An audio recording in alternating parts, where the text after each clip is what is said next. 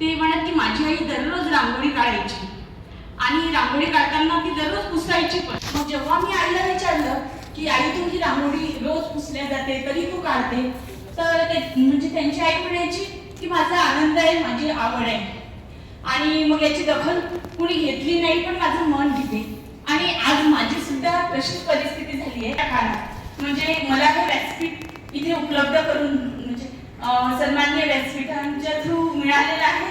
खरोखर म्हणजे आनंदच होत आहे. आणि आमची दखल म्हणजे उपक्रम आता इथे मी पाहिले बरेचसे उपक्रम खरोखर अगदी खूप छान होते. आणि आम्ही तर म्हणजे करतो शाळा स्तरावर, प्रत्येक शिक्षक हा विद्यार्थी केंद्रबिंदू मानून उपक्रम करत राहतो. पण आज जी कौतुकाची थाप मिळाली सन्माननीय व्यासपीठ म्हणजे आपले जिल्ह्याचे मुख्य कार्यकारी अधिकारी साहेब आदरणीय श्री गुलाबरावजी खरात साहेब तिथून उपक्रम होतो.